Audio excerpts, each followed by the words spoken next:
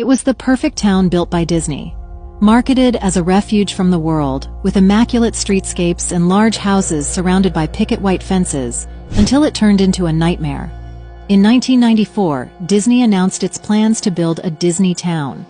The town was named Celebration, and the premise was a throwback to the quaint suburbia of the 1950s, modeled after the very theme park Disney had created.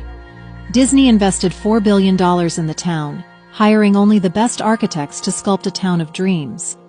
Fantasy was soon turned into reality in a remarkable amount of time, and there were 5,000 applicants to live in the picturesque village. It was a sanctuary cut off from the rest of the world. But there was one problem. The world Disney had built was entirely artificial and required maintenance. Lots and lots of maintenance.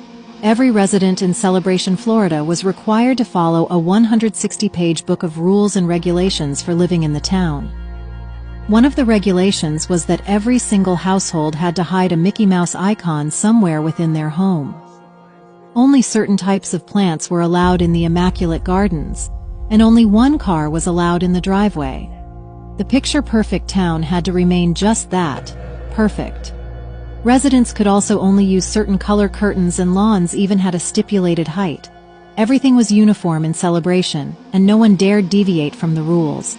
But organizers didn't stop there. Speakers were installed in the trees to constantly play birdsong or elevator-style music. Everything was curated, even down to the seasons. During fall, autumn leaves were imported to the town and scattered along the streets. During winter, snow was imported and sprinkled onto rooftops and trees. When the town opened, it had a population of 10,000, and for a while, things ran smoothly. But it wasn't long before complaints started coming in. At first, residents complained about things like leaky roofs and maintenance and structural issues. An external investigation was launched by the residents, and it was discovered that many of the houses were improperly and hastily built. At least 70 needed entirely new roofs. There were also complaints about the local school, as it was overcrowded with 3 grades merged into one. 80 children would be allotted to a classroom with 3 teachers to oversee all students. Overall, there was a staff of 19, and by the first year, half had quit, along with the school's principal. Feedback for the students was also curated, with teachers handing out individual comments on report cards. However, some of the feedback was so callous, and the system of education so poorly implemented, that many parents began pulling their kids out of the school, selling their homes and moving out of Celebration altogether. As cracks began to emerge in the town, many residents abandoned the idyllic setting and left. Originally, Disney had also tried to include a populace that consisted of all types of backgrounds, but due to the cost of building the town, and the importance of sticking to its strict rules and building guidelines, it left a population of mainly upper-class white residents. The homes could only be sold for a minimum of $124,000, which in 1994 was 20% above average. As the years passed, the situation became more untenable. One of the draws of Celebration was that it was a place for people to escape and hide away from the world's problems. People sought out an artificial life that in reality simply wasn't possible. Eventually, the town began to adopt its own bizarre practices, such as Celebration separation, where wife swapping would occur. The town began to be described as incestuous, and filled with those who chose to indulge in the swingers lifestyle. But one of the most controversial things about Celebration is the Death Pond. Located just south of Celebration, the pond had no signage before 1998, which meant that while traveling along the road's sharp curve, cars could easily plunge into the pond and the occupants would drown as the vehicle sunk beneath the murky waters.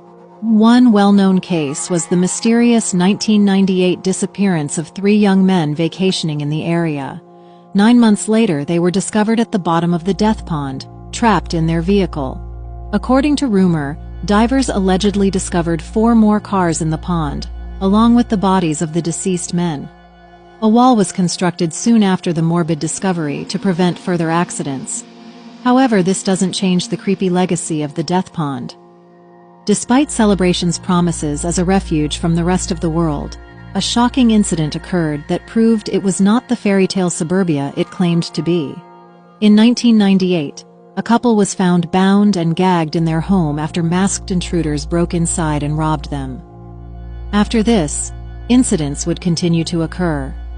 Disney sold the town in 2004 to a New York company, and the once brightly colored artificial paradise became a tainted memory of its former self. Many Celebration residents sold their homes, and the local cinema and shops closed down during the recession. Soon after, crime within the town began to rise.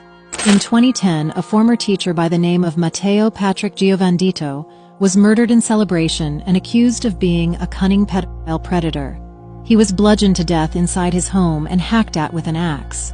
The killer was 28-year-old David Israel Murillo, who was sentenced to life in prison after being found guilty of the crime. Murillo claimed that Giovandito had hired him to wash his car and had then attempted to rape him. According to Murillo, Giovandito had a thing for kids, and he alleged that he was not the only victim. Days after the murder, there was yet another shocking incident in the town when a 14-hour standoff occurred between police and a crazed resident. The resident ultimately shot and killed himself after shooting a police officer. Slowly, then all at once, the tapestry of Celebration began to unravel. People moved to Celebration thinking they could live in the perfect depiction of Disneyland. But Celebration couldn't hide from the problems of the real world. Ultimately, it was a noble quest for the ideal town, but it was controlled perfection that ended up doing more harm than good, as the real world operated on a completely different and much harsher scale than the residents would realize. For the children who grew up in Celebration, they would also be woefully unprepared for the world that lay waiting outside its walls. Was there more to Disney's departure from Celebration than met the eye? Some residents speculate about hidden agendas and undisclosed motives behind the company's decision to divest itself of the once pristine town.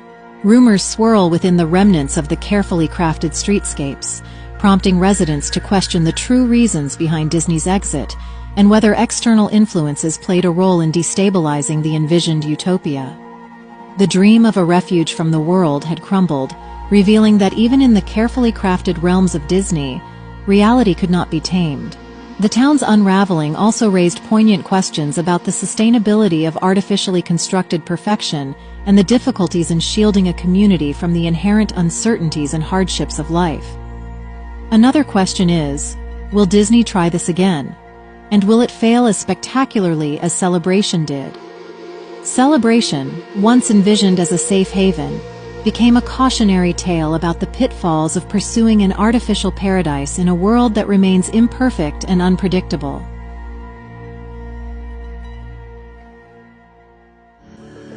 The town that Disney built in the 90s still feels like its own bubble to this day. Celebration is one of those places that either you love it or you hate it. But one thing is for sure is that it has a strong sense of community and plenty of charm. Celebration is about a 10-minute drive from Disney World, less than half hour from the Orlando International Airport, and less than 10 minutes from the World Food Trucks. Right now we're at the Celebration Town Center where most of the locals gather to hang out, grab a bite or get a drink. I usually come to Celebration to go for a stroll with the family or to check out some of the favorite local restaurants here. As you walk through Celebration, you notice how well maintained and manicured the community is. Most of the homes here, as far as architecture, have a front porch, which encourages and promotes a strong sense of community. If you want to learn more about the available homes in Celebration or the new community that is coming here to this area, make sure you click the link in my bio to schedule a free consultation. This is Olga, your favorite local realtor. See you on the next video.